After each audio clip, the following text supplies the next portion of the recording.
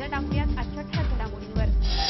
पोलिसांना आता सुट्टीचा दुप्पट पगार मिळणार, राज्य शासनाच्या निर्णयाची अंमलबजावणी सुरू। धोकादायक इमारती रिकाम्या करण्यास नकार दिल्यास रहिवाशांच्या वीज व पाणी पुरवठा खंडित करणार, राज्य नगर विकास विभागाचे सर्व महानगरपालिकांना आदेश। पॅरिसवरील दहशतवादी हल्ल्यानंतर मुंबईच्या सुरक्षा व्यवस्थेत वाढ, ठिकठिकाणी चेकिंग सुरू। नापतोल कंपनीचा डेटा चोरणाऱ्या दोघांना अटक, नवी मुंबई सायबर सेलची कारवाई। तुर्भे स्टोअरजवळ अपघातात माय लेक ठार, ट्रेलरच्या धडकेत दुर्दैवी अंत, कंटेनर चालक अटकेत। सीबीडी पोलिसांची अनाथ बालकांसमवेत दिवाळी, फटाके व मिठाईचं वाटप करून लुटला आनंद। पुन्हा एकदा स्वागत। फ्रान्समधील पॅरिस शहरावर झालेल्या मोठ्या दहशतवादी हल्ल्यानंतर मुंबईतील सुरक्षा व्यवस्थेत वाढ करण्यात आली आहे। या पार्श्वभूमीवर ठिकठिकाणी चेकिंगही सुरू करण्यात आली आहे। फ्रान्समधील पॅरिस शहरावर झालेल्या मोठ्या दहशतवादी हल्ल्यानंतर मुंबईतील सुरक्षा व्यवस्थेत वाढ करण्यात आली आहे। या पार्श्वभूमीवर ठिकठिकाणी चेकिंग सुरू करण्यात आले। फ्रान्सची राजधानी पॅरिसमध्ये एकाच वेळी जवळपास 7 ते 8 ठिकाणी दहशतवाद्यांनी भीषण हल्ले केले। यात 158 लोकांचे बळी गेले तर 200 पेक्षा अधिक नागरिक जायबंदी झाले आहेत। मुंबईला नेहमीच अतिरेक्यांचा धोका असतो, त्या पार्श्वभूमीवर येथील सुरक्षा व्यवस्थेत वाढ करण्यात आली आहे। फ्रान्सनं सिरियामध्ये हस्तक्षेप केल्याने पॅरिसवर हा हल्ला केल्याचा दावा दहशतवाद्यांनी केलाय। दरम्यान सर्वच्या सर्व म्हणजेच 8 दहशतवादी ठार करण्यास फ्रान्स पोलिसांना यश आलंय। या घटनेचा जगभरातून तीव्र निषेध व्यक्त करण्यात येतोय। Bureau report, MVTV। Thane Belapur road हा मृत्यूचा सापळा बनत चाललाय। शनिवारी सकाळी तुर्भे स्टोअर्सजवळ रस्ता ओलांडताना भरधाव वेगाने येणाऱ्या ट्रेलरची धडक लागून एका माय लेकाचा मृत्यू झालाय। या प्रकरणी तुर्भे पोलिसांनी कंटेनर चालकाला अटक केली असून या ठिकाणी स्कायवॉक उभारण्याची मागणी येथील रहिवाशांनी केली आहे। ठाणे बेलापूर रोड हा मृत्यूचा सापळा बनत चाललाय। आजवर या ठिकाणी अनेक रहिवाशांचे बळी गेलेत। शनिवारी सकाळी 6:30च्या सुमारास तुर्भे स्टोअरजवळ रस्ता ओलांडताना भरधाव वेगाने येणाऱ्या ट्रेलरची धडक लागून एका माय लेकाचा दुर्दैवी मृत्यू झालाय। बालदिना दिवशी सत्यम कंजिया या निष्पाप बालकाचा व त्याची आई किरण कंजिया यांचा ट्रेलरनं बळी घेतला। या प्रकरणी तुर्भे पोलिसांनी MH46H6636 हा कंटेनर ताब्यात घेतला असून कंटेनर चालकावर गुन्हा दाखल करून त्याला अटक केली आहे। दरम्यान या घटनेमुळे संतप्त झालेल्या रहिवाशांनी या परिसरात स्कायवॉक उभारण्याची मागणी केली असून कंटेनरची वाहतूक इतर मार्गाने वळवण्याची मागणी देखील त्यांनी केली आहे। पूर्वी देखील इथं अपघात झालेले आहेत। इथं हेवी व्हेकल्सची म्हणजे रहदारी भरपूर होती, ती बंद झाल्यानं ते तिकडे MRTC काम झाल्यामुळे इकडे ते डायव्हर्ट केलेलं आहे। असं म्हणजे मागणी आहे की म्हणजे जे वाहतूक असतील त्यांना की हे जे हेवी व्हेकल्स आहेत तिकडे पाठीमागे आता काम चांगलं झाल्यामुळे तिकडे ते डायव्हर्ट केलं पाहिजे। रस्ता क्रॉस करताना गाडी कधी थांबत नाहीये, कधी आम्ही हात जरी केला तरी फास्ट मध्ये म्हणजे गाडी लोक पळवत असतात। मध्ये बायकांना असतात, लहान मुलं असतात, कधी लहान मुलं आई वडिलांचा हात सोडून पळत जातात। त्याच्यामुळे अपघात घडतातच। व्हिडिओ जर्नलिस्ट प्रणित कापसेसह राज चव्हाण, MVTV। ऑनलाईन शॉपिंगसाठी प्रसिद्ध असलेल्या नापतोल कंपनीमध्ये उच्च पदावर कार्यरत असलेल्या एका अधिकाऱ्यांनी नापतोल कंपनीची गुप्त माहिती दुसऱ्या कंपन्यांना विकून नापतोल कंपनीची जवळपास 100 कोटी रुपयांची फसवणूक केली आहे। नवी मुंबई पोलिसांच्या सायबर सेलने या प्रकरणी एकूण 6 जणांवर फसवणुकीचा गुन्हा दाखल करून दोघांना अटक केली आहे।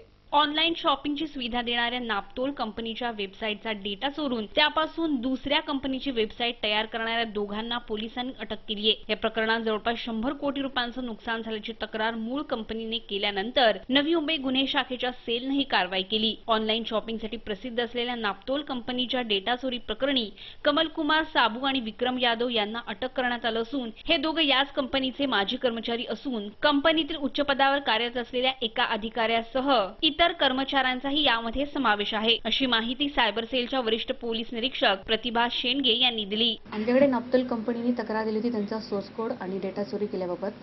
त्याची आम्ही प्राथमिक चौकशी केली। चौकशीमध्ये निष्पन्न झालं की त्यांचा डेटा आणि सोर्स कोड चोरीला गेलेला आहे। त्याच्या आधारे आम्ही 6 लोकांच्या विरुद्ध गुन्हा दाखल केलेला आहे। त्यातल्या 2 लोकांना अरेस्ट केलेले आहे। या प्रकरणी एकूण 6 जणांवर फसवणुकीसह अपहाराचा गुन्हा दाखल करण्यात आलाय। व्हिडिओ जर्नलिस्ट प्रणित कापसेसह राज चव्हाण, MVTV। धोकादायक इमारती रिकाम्या करण्यास नकार देणाऱ्या रहिवाशांचे वीज आणि पाणी पुरवठा खंडित करण्याचे आदेश राज्य नगर विकास विभागाने सर्व महानगरपालिकांना दिले आहेत।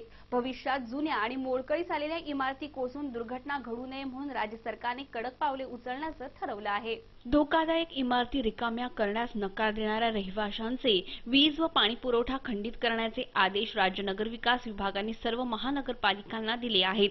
भविष्यात जुन्या आणि मोडकळीस आलेल्या इमारती कोसळून दुर्घटना घडू नये म्हणून राज्य सरकारने कडक पावले उचलण्याचं ठरवलं आहे.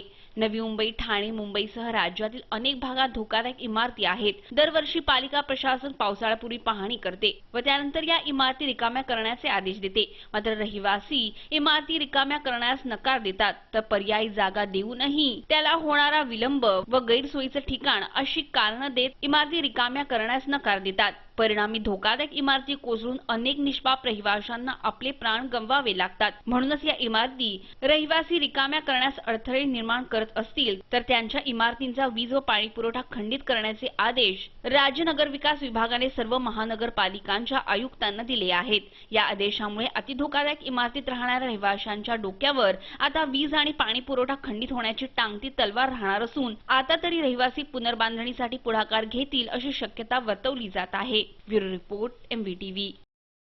शिक्षण हक्क कायद्यानुसार 1ली ते 8वी पर्यंतच्या विद्यार्थ्यांना यापुढे 6 तासाऐवजी 8 तास शिकणे बंधनकारक करण्यात येणार आहे, असं नवीन राष्ट्रीय शिक्षण धोरणातील महाराष्ट्राच्या अहवालात म्हटलंय. हा अहवाल संकेतस्थळावर जाहीर करण्यात आला असून सूचना व हरकतींसाठी 23 नोव्हेंबरपर्यंत मुदत देण्यात आली आहे. शिक्षण हक्क कायद्यानुसार 1ली ते 8वी पर्यंतच्या विद्यार्थ्यांना यापुढे 6 तासांऐवजी 8 तास शिकणे बंधनकारक करण्यात येणार आहे, असे नवीन राष्ट्रीय शिक्षण धोरणातील महाराष्ट्राच्या अहवालात म्हटलंय. हा अहवाल संकेतस्थळावर जाहीर करण्यात आला असून सूचना व हरकतींसाठी 23 नोव्हेंबरपर्यंत मुदत देण्यात आली आहे. या 8 तासांपैकी 6 तास प्रत्यक्ष शिकवण्याचे तर 2 तास अन्य उपक्रमांचे असावेत, असं अहवालात सुचवण्यात आलंय.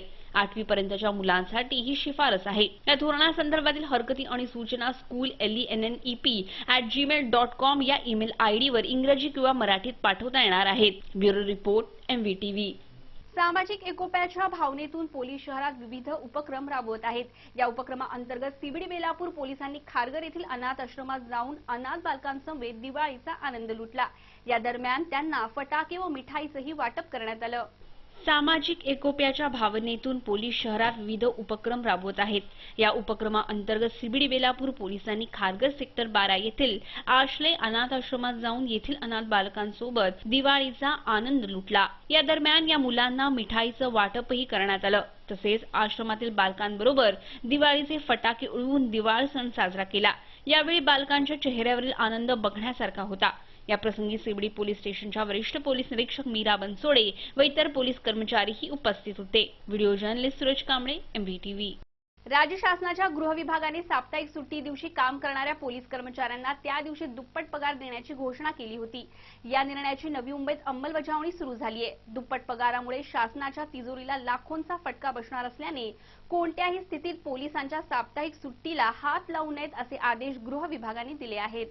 राज्य शासनाच्या गृह विभागाने साप्ताहिक सुट्टी दिवशी काम करणाऱ्या पोलीस कर्मचाऱ्यांना त्या दिवशी दुप्पट पगार देण्याची घोषणा केली होती. या निर्णयाची नवी मुंबईत अंमलबजावणी सुरू झाली आहे. दुप्पट पगारामुळे शासनाच्या तिजोरीला लाखोंचा फटका बसणार असल्याने कोणत्याही स्थितीत पोलिसांच्या साप्ताहिक सुट्टीला हात लावू नये असा आदेश गृह विभागाने दिलाय. त्यामुळे अगदी सण उत्सव असला तरी त्यांच्या सुट्ट्या रद्द केल्या जाणार नाहीत. नवी मुंबईतील वाढत्या नागरीकरणाबरोबरच वाढत चाललेले क्राईम नियंत्रणात आणण्याकरिता पोलिसांना 24 तास निगराणी ठेवावी लागते. त्याचबरोबर विविध आंदोलने, मोर्चा, सभा, VIP दौरे, सण उत्सव या कालावधीत 15 ते 16 तासांपेक्षा जास्त काळ ड्युटी करावी लागते. त्यामुळे पोलिसांना कौटुंबिक सुख, सण उत्सवाला मुकावं लागतं. तसंच अतिरिक्त काम, ताणतणाव यामुळे आरोग्यावरही गंभीर परिणाम होतो. अनेक पोलिसांचा तर ड्युटीवर असताना हृदयविकाराने मृत्यू झाल्याच्या घटनाही घडल्या आहेत. त्यामुळेच गृह विभागाने याची गंभीर दखल घेत गृह विभागाने 2 महिन्यापूर्वी सुट्टीच्या दिवशी काम करणाऱ्या पोलिसांना दुप्पट पगार देण्याचा लेखी आदेश काढला. 5000हून अधिक पोलिसांना गृह विभागाच्या या आदेशाचा लाभ होणार आहे. Bureau report, MVTV. Smart city योजनेची प्रभावी अंमलबजावणी करण्यासाठी महापौरांना सक्षम करावे लागेल, त्यांचे अधिकार वाढवावे लागतील असे सुतोवाच मुख्यमंत्री देवेंद्र फडणवीस यांनी केलं. याबाबत सरकार विचार करीत असल्याचंही त्यांनी सांगितलं आहे. स्मार्ट सिटी योजनेची प्रभावी अंमलबजावणी करण्यासाठी महापौरांना सक्षम करावे लागेल, त्यांचे अधिकार वाढवावे लागतील असे सुतोवाच मुख्यमंत्री देवेंद्र फडणवीस यांनी केलंय. याबाबत सरकार विचार करीत असल्याचंही त्यांनी सांगितलं. केवळ वाढत्या नागरीकरणाचे नियोजन करणे एवढंच स्मार्ट शहर निर्मितीमागचे उद्दिष्ट नसून नागरिकांना अधिकाधिक चांगल्या व कार्यक्षम सेवा प्रदान करणे, पायाभूत सुविधांच्या विकासातून रोजगार निर्मिती करणे हे या योजनेचा मुख्य उद्देश आहे. नवी मुंबईत नैनाच्या माध्यमातून मुंबईपेक्षा मोठे नवे शहर विकसित होणार आहे.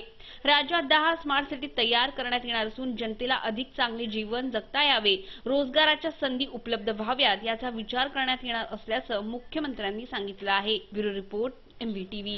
सीबीडी सेक्टर 15 परिसरात राहणाऱ्या नागरिकांना अनेक समस्या भेडसावत आहेत. हा उच्चभ्रू लोकवस्ती असणारा परिसर असून फुटपाथवरील अतिक्रमण, खुल्या विद्युत वाहिन्या, कचरा अशा अनेक समस्या या ठिकाणी जाणवत आहेत.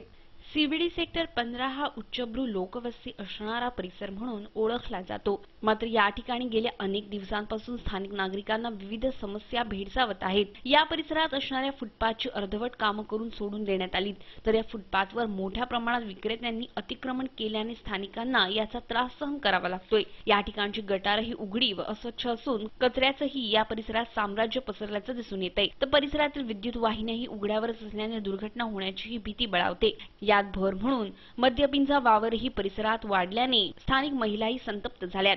मात्र पालिका प्रशासनाचं याकडे दुर्लक्ष होताना दिसून येत आहे. व्हिडिओ जर्नलिस्ट प्रणित कापसेसह राज चव्हाण, MVTV. मध्य रेल्वेच्या हार्बर मार्गावर गेली सलग 2 वर्ष एकाही अतिरिक्त उपनगरीय गाडीची भर पडलेली नाही. तर नव्या गाड्यांप्रमाणेच हार्बर मार्गावर 9 डब्यांच्या गाड्या 12 डब्यांमध्ये परावर्तित करण्याची प्रक्रियाही थांबली आहे. मध्य रेल्वेच्या हार्बर मार्गावर गेली सलग 2 वर्ष एकाही अतिरिक्त उपनगरीय गाडीची भर पडलेली नाही. हार्बरचे अस्तव्यस्त वेळापत्रक, नव्या लोकलची कमतरता, प्रलंबित DCAC विद्युत प्रवाह परिवर्तन यामुळे या मार्गावर लोकलची संख्या वाढवणं शक्य झालं नसल्याचं मध्य रेल्वेकडून सांगण्यात आलंय. CST ते पनवेलपर्यंत हार्बर मार्गावर गेल्या 2 वर्षात एकही अतिरिक्त लोकलचा समावेश करण्यात आलेला नाही. 2010-11 मध्ये सर्वाधिक 105 अतिरिक्त लोकल सोडण्यात आल्या. 2009-10 मध्ये 58, तर 2011-12 मध्ये 5 व 2012-13 मध्ये लोकलची संख्या 40 ने वाढवण्यात आली. पण 2013-14 व 2014-15 मध्ये एकही नवीन लोकल प्रवाशांच्या सेवेत दाखल झालेली नाही. नव्या गाड्यांप्रमाणेच हार्बर मार्गावर 9 डब्यांच्या गाड्या 12 डब्यांमध्ये परावर्तित करण्याची प्रक्रियाही थांबली आहे. गेल्या 2 वर्षात एकही 9 डब्यांच्या गाड्यांचे 12 डब्यात परिवर्तन करण्यात आलेले नाही. त्याचप्रमाणे या मार्गावरील DCACच्या प्रकल्पालाही अद्याप मुहूर्त न मिळाल्याने तोही रखडलाय. Bureau report, MVTV. MVTV वृत्तवाहिनीवरील बातम्या आता तुम्ही media.mvtv या YouTubeवरील लिंकवरही पाहू शकता किंवा तुम्ही आम्हाला 27571494 या दूरध्वनी क्रमांकावर संपर्कही करू शकता. तुम्हाला काही प्रतिक्रिया द्यायच्या असतील तर mvtvnews@gmail.com वरही तुम्ही कळवू शकता. आजच्या बातमीपत्रात इतकंच. पुन्हा भेटूया पुढच्या बातमीपत्रात. तोपर्यंत नमस्कार.